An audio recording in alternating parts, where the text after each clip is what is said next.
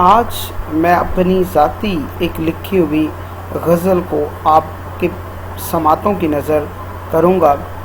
تو اکثر یہ دیہاتوں میں دیکھا جاتا ہے کہ جب ہم بچوں کی شادی کر دیتے ہیں تو بچوں کا اکثر گلہ شکوہ یہ رہتا ہے کہ ہمارے ماں باپ اب ہم سے خوش نہیں ہیں، ہمارے ماں باپ اب ہم سے ناراض ہیں اور وہ ہم سے سیدھے منہ بولتے نہیں ہیں۔ تو اس طرح کی جو کیفیات ہیں وہ شادی کے بعد انسان کے جو وجود میں اور انسان کے حالات سے گزرتی ہیں۔ تو انہی حالات کو پیش نظر رکھتے ہوئے میں نے ایک پنجابی کی غزل عرض کی ہے جو کہ پنجابی زبان میں لکھی ہے۔ میری چھوٹی سی کوشش ہے، امید کرتا ہوں کہ آپ کو پسند آئے گی۔ دیہاتوں میں اکثر ایسا ہوتا ہے کہ جب شادی کا فنکشن ہوتا ہے تو شادی کے فنکشن میں ماں باپ کا یہ گلہ شکوہ ہوتا ہے کہ جی پتر دا ویاہ کر بیٹھا تو پر پتر ہون میرے ہاتھوں ہی نکل گیا جی، پتر میرا میرے نزدیک آتا ہی کوئی نہیں، نہ میرے نال کوئی گل بات کرتا ہے، تو لہٰذا ویاہ تو پہلے دی اندی زندگی چنگی سی، جدوں تو ہن ویاہ کروا بیٹھا ہے یہ ساڈے نال کسی قسم کا تعاون نہیں کرتا۔ تو چلیں جی اب ہم غزل کا آغاز کرتے ہیں، سنتے ہیں اس کو۔ امید کرتا ہوں کہ یہ غزل آپ کو پسند آئے گی۔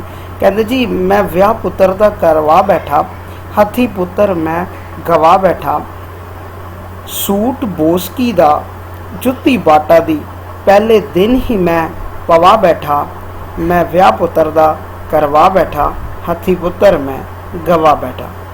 کہتا میں ویاہ پتر دا کروا بیٹھا، ہاتھی پتر میں گوا بیٹھا، سنگ کے خوشبو اے نئی دوشیزہ دی، سنگ کے خوشبو اے نئی دوشیزہ دی، صبح اٹھ کے رنگ وٹا بیٹھا، میں ویاہ پتر دا کروا بیٹھا، ہاتھی پتر میں گوا بیٹھا۔ کہتے لیندے چڑھ دے سنیا سی میں کدی پتر کپوتر نہیں ہوندے۔ ایک باپ دا گلہ شکوہ ہے جی، باپ کہہ رہے ہیں کہ لیندے چڑھ دے سنیا سی میں کدی پتر کپوتر نہیں ہوندے، تے میں اینو ہیر دا رانجا بنوا بیٹھا، میں ویاہ پتر دا کروا بیٹھا، ہاتھی پتر میں گوا بیٹھا۔ ہن کہہ رہے جی کی ویاہ تو بعد جہڑیاں چیزاں ساڈی زندگی چ آندیاں نے انہاں دے بارے کہندا ہے چھڈ کے مکئی تے مکھن دی روٹی۔ یہ چونکہ دیہات دی ریپرزنٹیشن ہے، ساڈا کلچر بھی ہے، اندی ساڈی ثقافت بھی ہے، اسی چونکہ ایک پنجاب دے رہن والوں دی ایک سنگت بھی ہے کہ جدوں سردی دا موسم آتا ہے تے مکئی دی روٹی تے مکھن بڑا پسند کیتا جاتا ہے۔ کہتا ہے چھڈ کے مکئی تے مکھن دی روٹی، چاچے بابے تے ماسی موٹی۔ عموماً یہ کلچر ہے کہ ہمارے جو ادھر دیہات میں پائے جانے والی بیویوں ہیں ان کو وجود تھوڑا سا وزنی ہوتا ہے۔ کہتا ہے چھڈ کے مکئی تے مکھن دی روٹی، چاچے بابے تے ماسی موٹی، پیو سی بھولا تے ماں سی کھوٹی، یہ ہجر دی تسبیح گل وچ پا بیٹھا، میں ویاہ پتر دا کروا بیٹھا، ہاتھی پتر میں گوا بیٹھا۔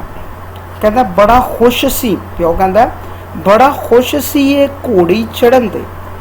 دیہاتوں میں ایسا ہوتا ہے کہ وہ جب گھوڑی لائی جاتی ہے اور اسے بٹھا کے دولہے کو جو نا سیر کرے، بڑا خوش سی یہ گھوڑی چڑھن تے، لوکاں وانگو لگاماں پھڑن تے۔ جب لوگوں کی دوسروں کی شادیاں ہوتی ہیں نا تو نوجوان کے دل میں وہ آگ بھڑکتی ہے کہ میری بھی شادی ہونی چاہیے۔ لوکاں وانگو لگاماں پھڑن تے اور بڑا خوش سی یہ گھوڑی چڑھن تے۔ کہنا اس پنڈ وچ تم اے پی گئی، تم کہتے ہیں شہرت کو، اس پنڈ وچ شہرت یعنی تم اے پی گئی، چھداں چھولیاں والی ویائی گئی۔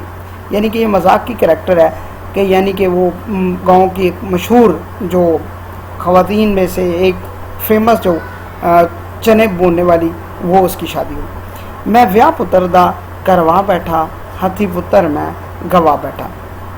اب باپ کہتا ہے کہ کرم رب خدا کیتا، میں چھوٹے کنبے وچ پتر ویاہ دیتا، پینو پمبیری تے 10 سالیاں نال اندا واسطہ میں پوا بیٹھا، میں ویاہ پتر دا کروا بیٹھا، ہاتھی پتر میں گوا بیٹھا۔ کہتے ہیں آخری شعر ہے اسٹینزا اس کا غزل کا، کہتا ہے چھڈ عمر یار اے بحث اے لمبی ہے، ਵਿਆਹ ਤੋਂ ਪਹਿਲਾਂ ਦੀ زندگی چنگی ہے۔